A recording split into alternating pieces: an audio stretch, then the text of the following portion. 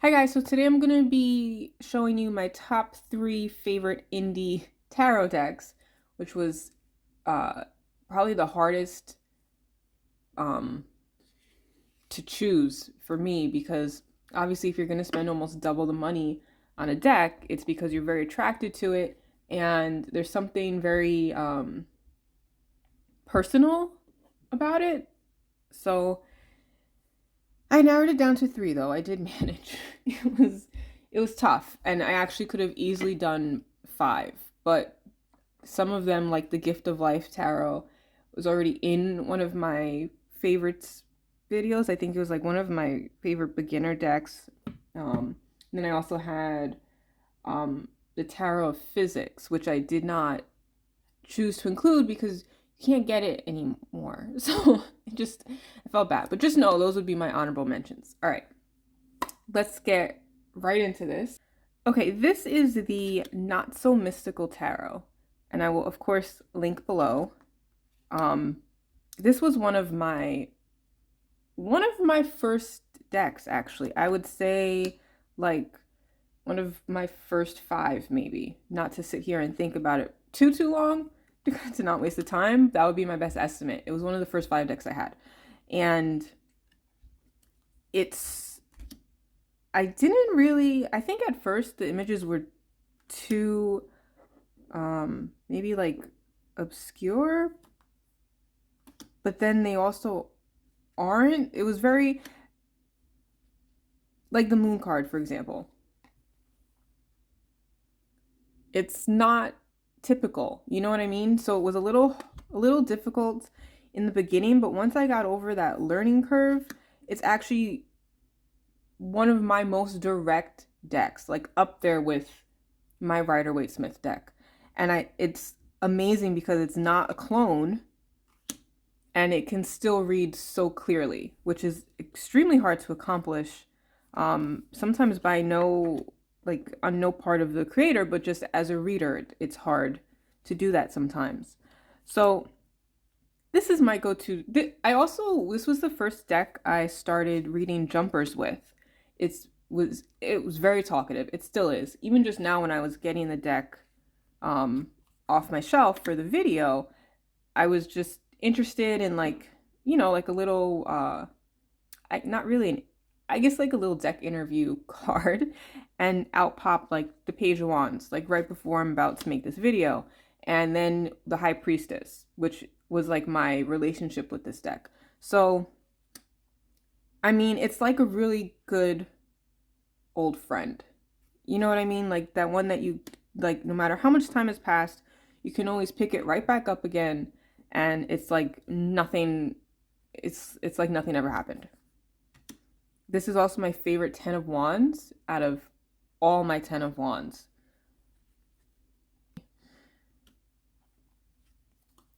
And another reason I love this deck is because the creator is so accessible. I remember I can't remember the circumstance, but I don't know if I commented on one of her posts, or I doubt, knowing myself, I doubt I directly messaged her. But in any event, we ended up messaging each other on Instagram, just talking about one of her cards and like it's the interpretation of it. And then that led to like a couple other cards. And not only did she respond to me, but she did like, oh my gosh, my non-tech savviness is coming out. But she did like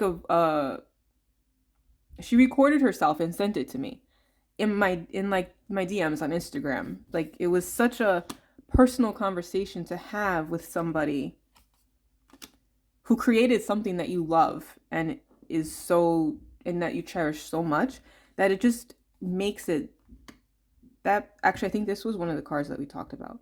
It just makes it that much more um that much more meaningful and again very personal. um it really helps you bond with a deck when you know the surrounding energy of it and whose energy was put into its creation, and you can really vibe with that energy. It's just like, I would say just from a quick glance, if not the number one, like up there with one of the most um like personal decks that I have. And I also love how accessible it is. You know, like if you read for other people, there's it still doesn't shy away. Like Tower card is still very much like in your face catastrophe, but there's something approachable about it. You know what I mean? It's just a very workable deck.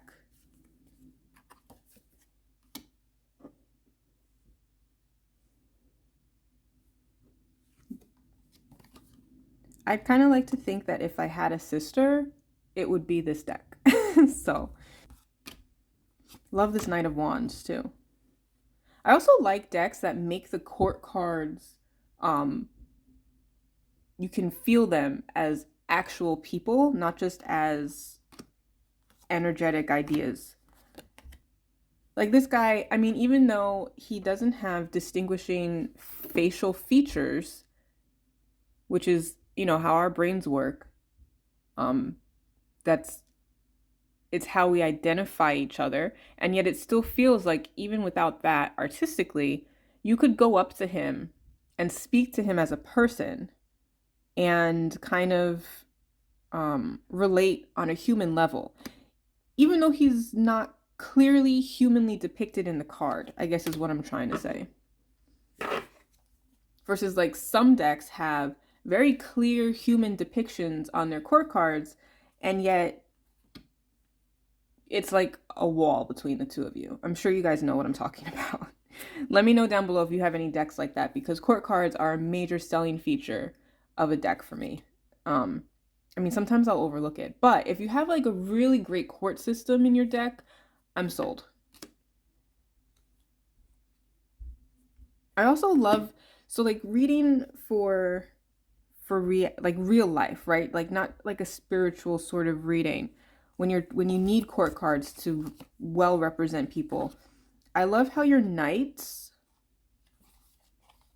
like are shown, it's sort of the analysis of how their symbolic energy would represent or would manifest in real world actions. It's a very grounded deck. You know what I mean? And this is also could very well just be my interpretation of these two cards, and how I relate to what's offered in the cards. But you can kind of tell, like, if you went into these two cards, how this person would make you feel. And it corresponds beautifully with the typical symbolic depiction that the tarot wants you to pick up on from each of those cards. So it's a great deck for grounding yourself in reality and understanding how symbolism shows up in everyday life and how it becomes sort of much more practical. Like the King of Pentacles is another perfect example. So this is I could go on and on forever about this deck, to be completely honest with you. This is the Not So Mystical Tarot.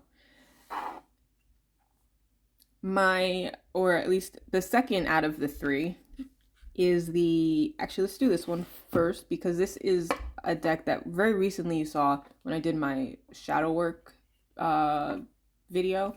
It's the Badass Tarot. I left it in the box just so you could see sort of how it comes. This is I know sometimes they say that there's like a soul deck. I don't know what they mean when they say that, but for me, if I was going to describe a soul deck, it would be this one, because it perfectly mirrors how I feel internally most of the time. Like if I'm watching a movie and they're doing like a very emotional scene, I'm the one who's going to sit there and make fun of the acting or something like that. Like that's unfortunately me, because I'm not. I think it's the fact that my moon is in Aquarius, and I'm just going to leave it at that. So, so again, very sexual deck, very um, pop cultural and in your face and not apologizing for anything. It's basically like tarot on steroids. I don't know why that went out of focus all of a sudden. Hang on.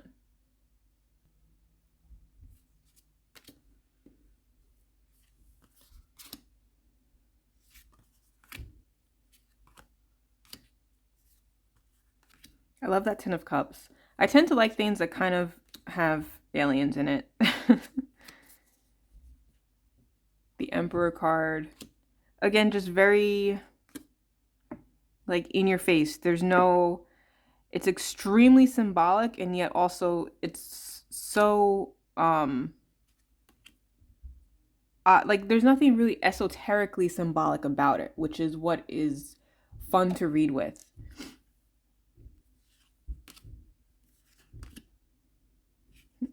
OnlyFans, Six of Wands. Again, like the pop culture references, like in 50 years from now, maybe no one's even going to know what OnlyFans was, which makes it fun.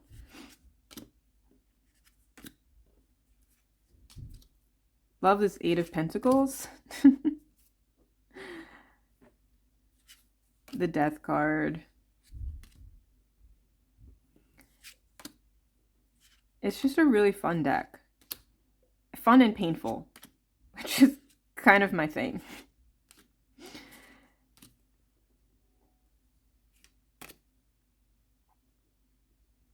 So this is the Badass Tarot deck. I do like this Queen of Swords. And I really like the Page of Pentacles, which I think I passed by.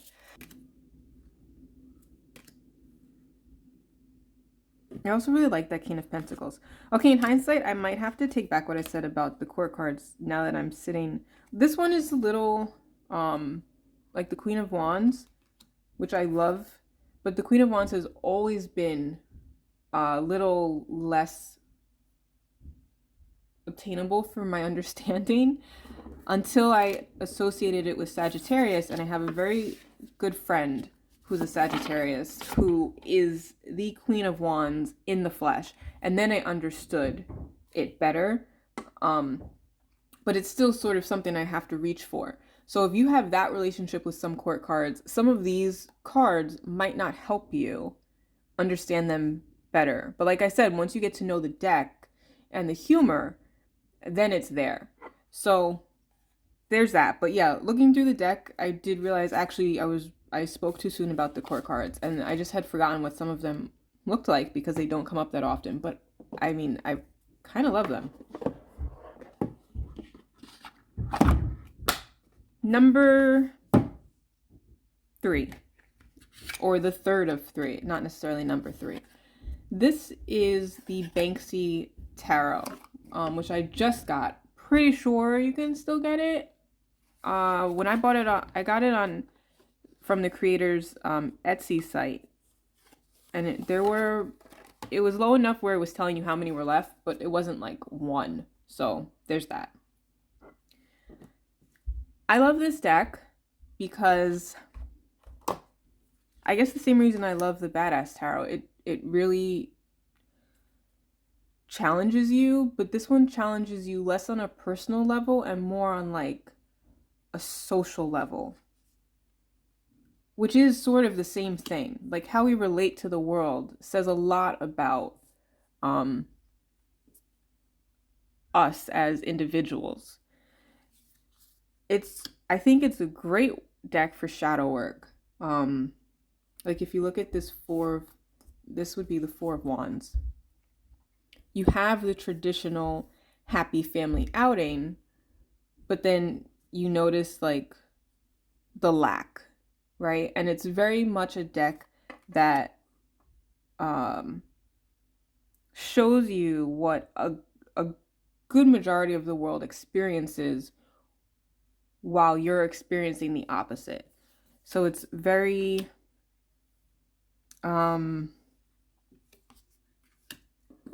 it's confrontational, similar to the Badass Tarot, but on a grander scale, which is a great way to help you sort of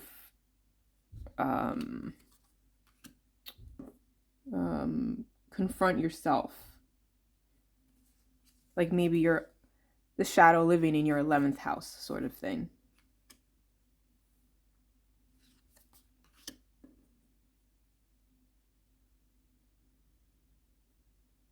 I really like this Six of Wands because, again, this is part of the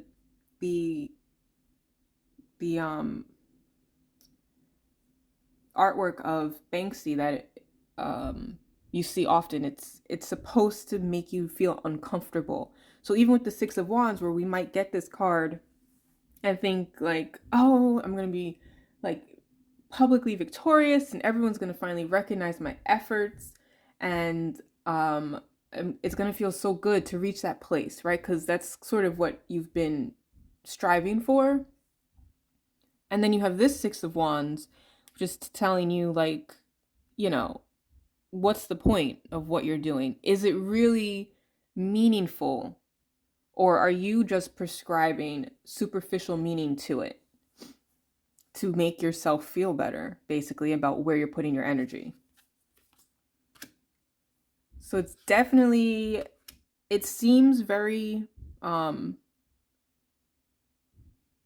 guess there's an aspect where you're not, that the card's not a good depiction, but artistically, when you're using artwork that's literally like 2D art on a wall, right? There's something with your eye where it sort of lacks depth and can kind of make you feel it can make it feel a little flat in your experience with it, as opposed to like a card like in the previous deck that has a lot going on, a lot of depth and a lot of dimension to it. Okay, I'm just gonna be difficult. And a lot of dimension to it, like I was saying. So it can feel a little flat, but when you really look at it, it goes so deeply that you might not even realize where it's taking you until you're like, wow, I feel targeted right now. Like artistically, there's a lot more dimension in this deck, naturally, because of the media and the type of artwork that it is.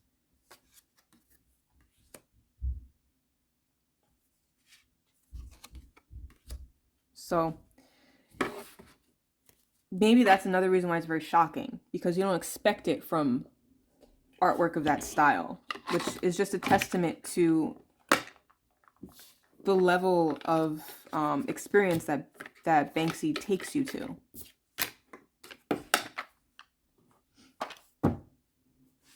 I also like to layer this deck, meaning, and I spoke about this in my last video and possibly the one before that, but I will layer down my Rider-Waite-Smith cards for a spread, and then on top of the Rider-Waite-Smith, I'll throw this deck just to add more dimension to it, because it kind of helps like break down that door of where this card is trying to take you.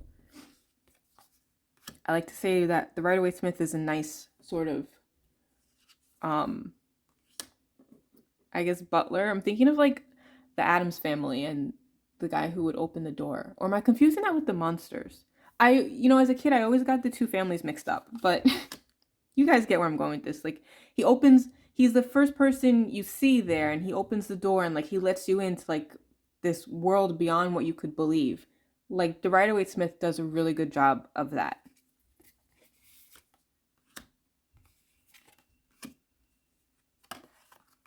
So this is one of my favorite indie decks because it's so surprising. And also, I've always been a fan. I'm not well knowledged on Banksy or his art. Like, I haven't seen entire collection. This is probably the most I've ever seen of his work.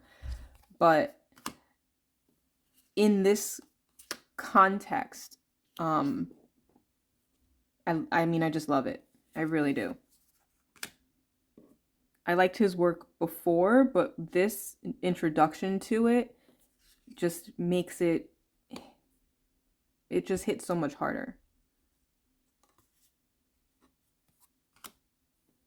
It does have 3 extra cards, I believe, past the world card. It has social justice, I think the street artist,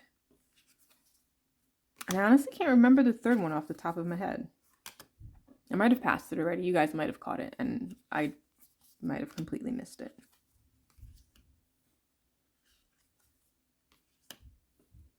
Love that Wheel of Fortune card.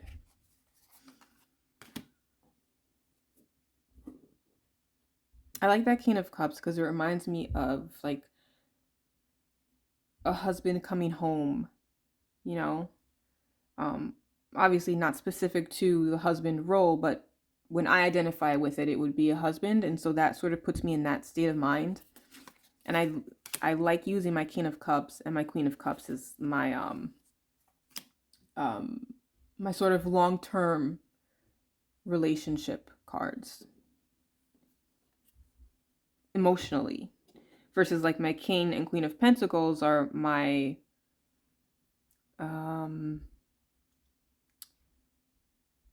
usually not always in a relationship, but more of a focus on the everyday sort of root chakra type matters like money and your job and even parenting. I kind of associate to them a lot too for the day-to-day, you know.